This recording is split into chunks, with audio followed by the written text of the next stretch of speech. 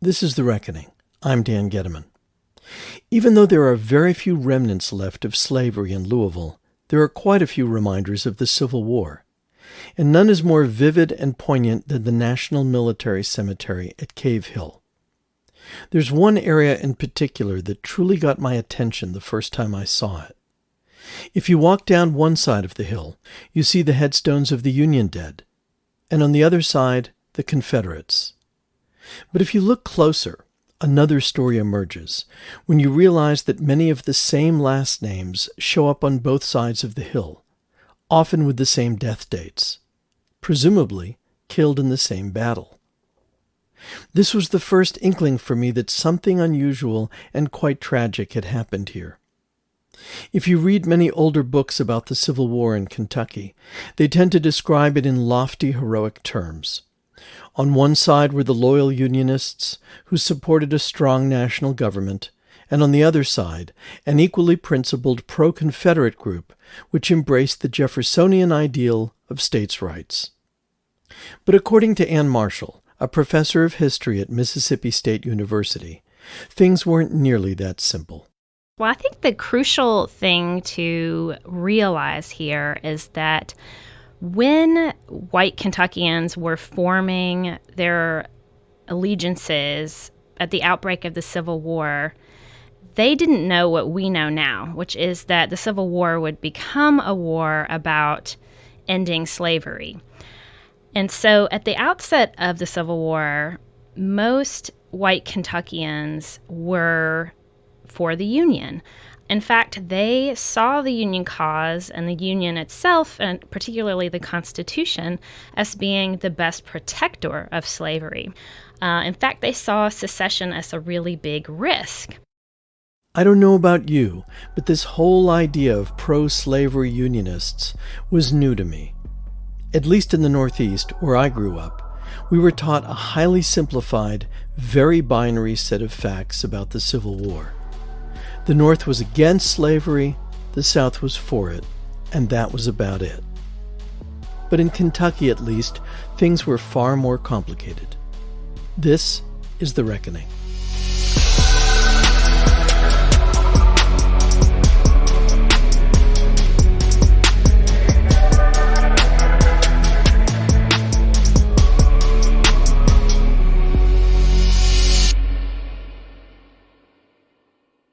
By and large, Kentuckians were not big fans of Abraham Lincoln. During the election of 1860, Kentucky voters gave their native son less than 1% of the vote. And yet, pro-slavery Kentuckians were largely in agreement with the newly elected president that the number one priority for the nation was preserving the Union. By the time of his inauguration in March 1861, 7 states had already voted to secede, though the Civil War had not yet begun. So by the time of his first inaugural address, he was trying to do whatever he could to reassure the slaveholding states that he meant them no harm, saying, quote, "I have no purpose, directly or indirectly, to interfere with the institution of slavery in the states where it exists." As several additional states voted to secede, Lincoln became more and more concerned about Kentucky. He wrote about this in a letter to Illinois Senator Orville Browning. "I think to lose Kentucky is nearly the same as to lose the whole game. Kentucky gone, we cannot hold Missouri, nor I think Maryland. These all against us, and the job on our hands is too large. We would as well consent to separation at once, including the surrender of this capital." One of the most helpful resources available to us to understand the complex nature of pro-slavery unionism is a remarkable diary kept by a white woman named Ellen Wallace from Hopkinsville in western Kentucky. Here is her entry from 1 week after the attack on Fort Sumter, which began the Civil War. April the 19th, 1861. The whole country is in a state of convulsion. When or where it will end, no one can tell. All men are looking with anxiety and dread to the future. I pray God in His infinite wisdom and mercy to guide and protect us, for the very foundations of our glorious republic seems to be broken up and heaving in wild commotion. Virginia seceded from the Union tonight. Kentucky, it is feared, will soon follow. She has all to lose and nothing to gain by such a course but ruin. Again, history professor Ann Marshall. At the outset of the war, Wallace was an ardent Unionist. She was the typical conservative Kentucky slave-owning Unionist who felt like the Union stood for not only the values of her forefathers, but also to protect her rights and her husband's rights as slave owners. Well, this starts to change over the course of the war. April the 29th, 1861. The passions of the people are lashed to fury by wicked and designing politicians. The storm is now beyond human control. The very ground is, as it were, rocking under our feet, and the sky rent with thunderbolts above our heads. In no direction is there one ray of light or spark of hope.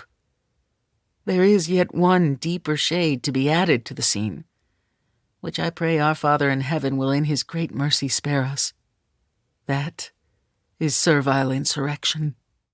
Within the Bullitt family of Oxmoor, there was a split over the Civil War. 3 of the younger Bullitt sons, Thomas, James, and Henry, all joined the Confederate Army. James was eventually killed, and Thomas and Henry were wounded and taken prisoner. Their parents, Mildred and William, were enthusiastic Confederate supporters, as was their daughter Helen and her husband Dr. Henry Chenoweth.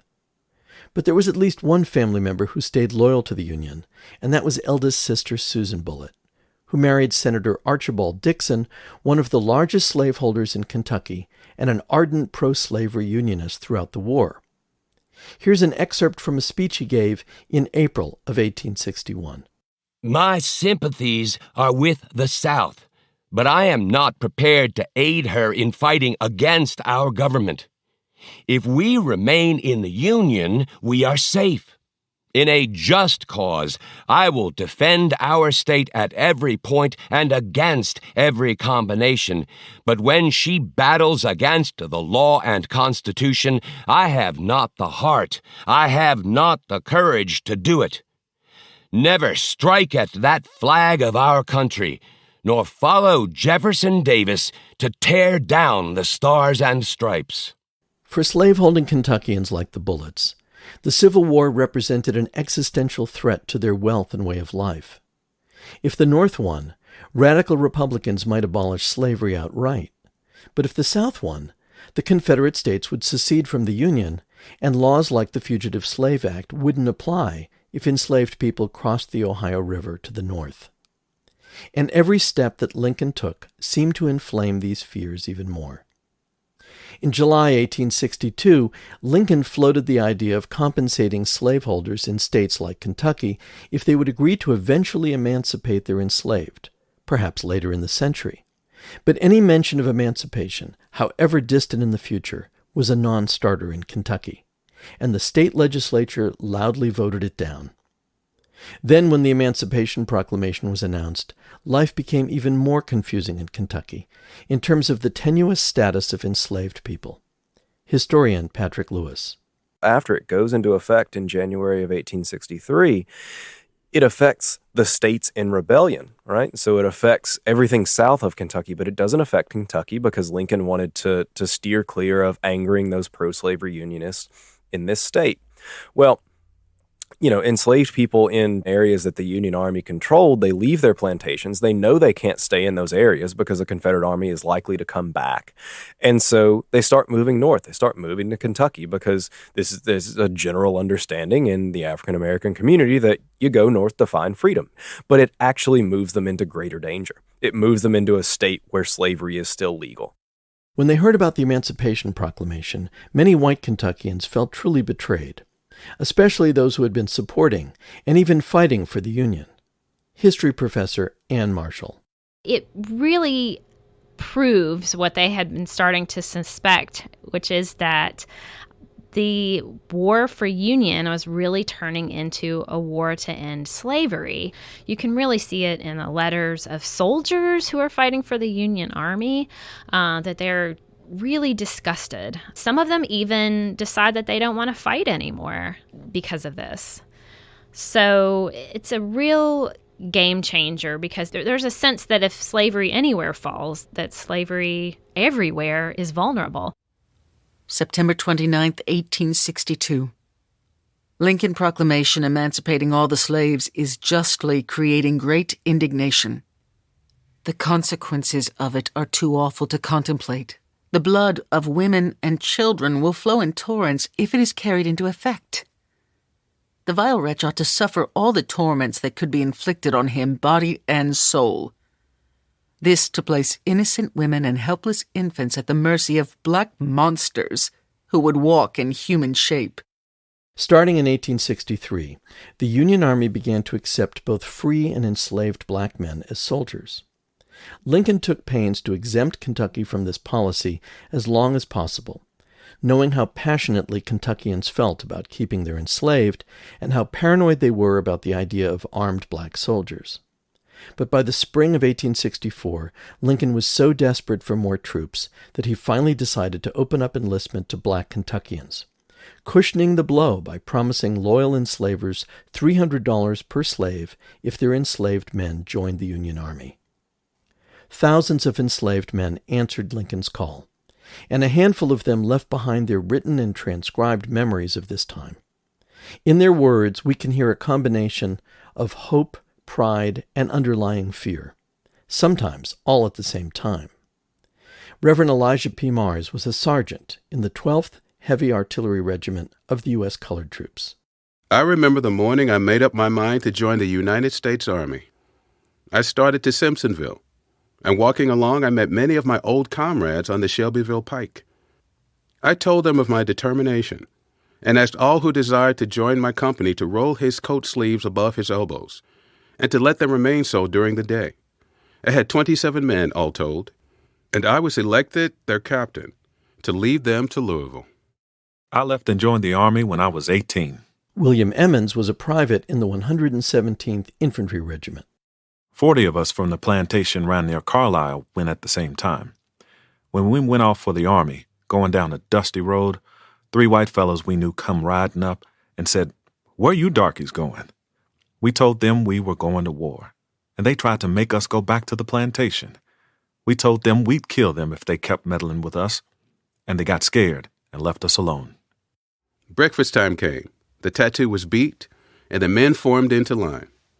The orderly sergeant called the roll, and when he called Mars, Elijah, I promptly answered. I felt freedom in my bones, and when I saw the American eagle with outspread wings upon the American flag with the motto E pluribus unum, the thought came to me, give me liberty or give me death. Then all fear vanished. I had quit thinking as a child and had commenced to think as a man. Eventually, over 24,000 African Americans from Kentucky fought for the Union, more than any other slaveholding state other than Louisiana. And one of them was Russ Bold's ancestor, Jim Sanders. Hello. Yes. How are you doing, Russ? I'm doing good. How are you doing, Dan? Both Russ and I largely hit a dead end, trying to learn more about Jim Sanders, who disappeared from the written record after the 1900 census. Then I got the idea of looking under the name of Jim Dixon, since so many enslaved people either took or were given the last name of their enslaver. And when I did that, I found a lengthy military file on a Jim Dixon who was enslaved by former Kentucky Senator Archibald Dixon, who, if you remember, was married to Susan Bullitt. I emailed the file to Russ and then called him to ask for his reactions. Yeah, it was really interesting to get to see more detail about his life and his movements across the country, to find out what his health problems were or when he was discharged from the military. It was so interesting. I never thought that I would be able to find anything that was so detailed about his life. In these military files, I found an application for a disability pension. In reading that, we learned that Jim had served as a corporal in an infantry regiment that was part of the siege of Petersburg and Richmond, which involved more black troops than any other campaign during the Civil War. The casualties were enormous, with an estimated 70,000 soldiers killed. Among the many wounded was Jim Sanders, who was accidentally shot in the hand while loading his rifle. This injury led to a long period of convalescence, which also included treatment for what was diagnosed as rheumatism, a term that isn't used much anymore, but refers to a painful condition that affects the joints and other connective tissues, often in the back. This diagnosis really caught Russ's attention. That's very interesting. Yeah.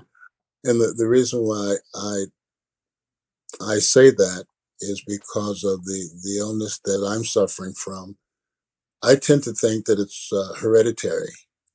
And for a long time, the illness went untreated because they didn't know what it was. So I'm wondering if what his problems were that he never got well from is the same thing that troubles me. And what do you call that? It's called multiple myeloma. It's a blood cancer that attacks the bone, causes problems with your back. It causes the vertebrae to collapse or fracture. It manifests itself in a lot of different ways. None of them are very comfortable. Jim Sanders was eventually mustered out of the Army and was able to go home to his family in Henderson. But his health problems lingered, and when Congress passed legislation offering military pensions to disabled Union veterans, James found a lawyer and applied for one. Somewhere in the first decade of the 20th century, Jim Sanders' health had deteriorated to such a degree that he moved into a home for disabled soldiers in Marion, Indiana, where he died in March 1910 at the age of 73. He was buried with military honors at the nearby National Cemetery, which is just a few miles away from where Russ lives. My dad always told me that grandfather's was buried out to the Veterans Cemetery. And I had gone out there and looked, and I was looking for the last name Saunders, and I couldn't find it. And I had no idea until I got these papers that he went by Jim Saunders Dixon. And once I got that information, I went back out there and I was able to find his resting place. And I don't know, it was just a tingly feeling inside to have known him only through research and to be able to find where he's buried. It was very it was kind of an emotional thing. For me, finding James Saunders was really an inspirational moment. And to find him just 2 miles down the road from it was really a special thing. I feel proud to be one of his descendants. He was in the war fighting for our freedom, and seems like a great guy.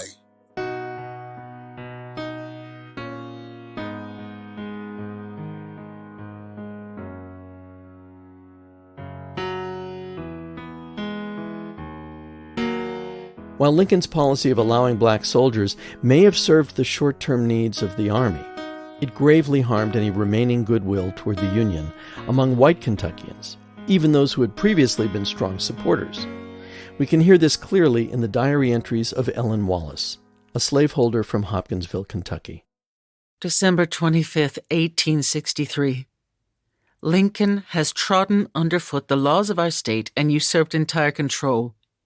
He has made the Negro master of the white man as far as his power goes, putting arms in their hands, stationing Negro pickets at the toll gates and bridges, where they defy their former masters to pass on peril of their lives. The white man has to turn his horses and obey Lincoln's Negro troops with clenched teeth. They feel that Lincoln is indeed a greater traitor than Jeff Davis, because he pretends to support the Constitution by the very means he takes to destroy it. We look upon him as a wretch, only fit to rule over the most degraded part of the Negro population.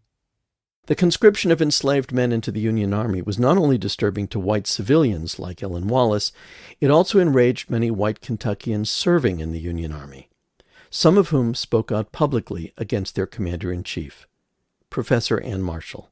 Frank Walford was a colonel in the Union Army, and he is probably the preeminent example of someone who was disgusted with Lincoln's actions. And so he stands up and gives what people reported as being a nearly 4-hour-long speech, a tirade against Lincoln. And this eventually gets back to Lincoln, and Wolford gets a dishonorable discharge. But a couple decades later, Wolford is one of the only Union officers from Kentucky to be accorded his own monument. Although enlisting black soldiers into the Union Army was deeply unpopular with white Kentuckians, it had a major effect on enslaved families all over the state. Again, Ann Marshall.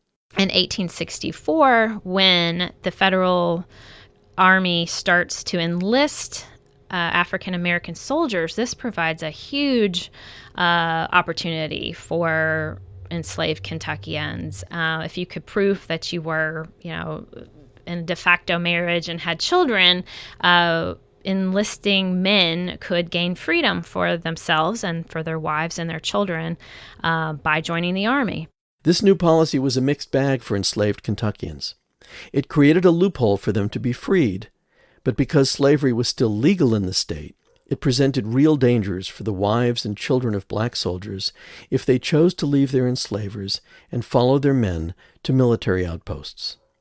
They could be arrested by slave patrols along the way, and they were at the mercy of whatever commanding officer was in charge when they got there.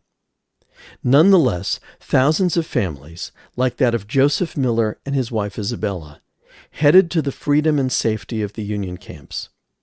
Joseph and Isabella had been enslaved by a man named George Miller in Lincoln County, Kentucky. When I came to camp for the purpose of enlisting, about the middle of October 1864, my wife and children came with me, because my master said that if I enlisted, he would not maintain them, and I knew that they would be abused by him when I left. I had then 4 children, ages respectively 10, 9, 7, and 4 years. Miller and his family traveled to Camp Nelson in Nicholasville, Kentucky, where roughly 10,000 formerly enslaved African Americans would eventually enlist in the Union Army, many of them bringing their families. In late 1864, the camp's commander, General Speed Fry, decided these families were no longer welcome. Gettysburg College history professor Jim Downs. One morning in November of 1864, it was a particularly cold morning. Joseph Miller would later recount in an affidavit. He was woken by a mounted guard, a Union soldier, who said that the refugee camp was ending and that all of the freed people were expelled from the camp. My little boy, about 7 years of age, had been very sick and was slowly recovering.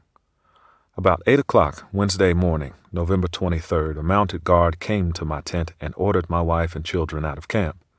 The morning was bitter cold. I told the man in charge of the guard that it would be the death of my boy. I told him that my wife and children had no place to go, and I told him that I was a soldier of the United States. He told me that it did not make any difference. And the Union Guard, who is often sort of remembered as the sort of saviors of the freed people, as the people who were there to end slavery, pointed a gun at him and his family. And they said, if you don't leave now, I will shoot every last one of them. On being thus threatened, my wife and children went into the wagon. My wife carried her sick child in her arms. When they left the tent, the wind was blowing hard and cold, and having had to leave much of our clothing when we left our master, my wife and her little one was poorly clad. I followed them as far as the lines. The families were driven out of the camp and their cabins destroyed. Over 100 refugees, including Miller's son, died in the coming days, and the tragedy became a national story. The policy was eventually reversed, and barracks were built for the soldiers' families. But sadly, this was not the end of the tragedy for Joseph Miller.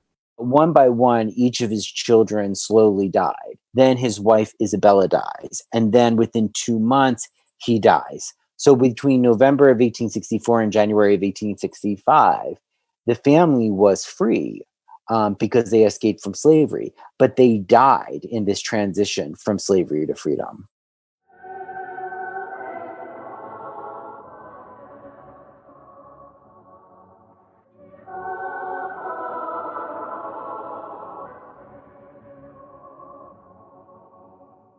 In retrospect, it would be hard to overestimate the impact of Lincoln's Emancipation Proclamation on Kentucky and the entire country. For Kentucky's African Americans, it gave them a chance for freedom, however complicated and even dangerous that was in reality. But for many white Kentuckians, the emancipation of enslaved people was the last straw in an already frayed relationship with the U.S. government. For some, it inspired distrust and resentment against that government for generations to come, and inspired deadly hatred against the formerly enslaved once they could no longer be considered property. Next time on The Reckoning, the war might be over, but the violence against Black Kentuckians had only begun.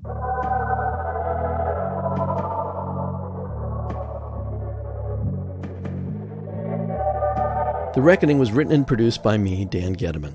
Our editor is Loretta Williams, Rhonda Rogers Van Dyke, our assistant producer, with production help from Nancy Rosenbaum and engineering from Cogent Tashiro. We had marketing help from Creative PR and legal assistance from the Dinsmore and SKO law firms. Our fact checker is Kathy Brady. The music heard in this program was composed by Ja'Cory 1200 Arthur.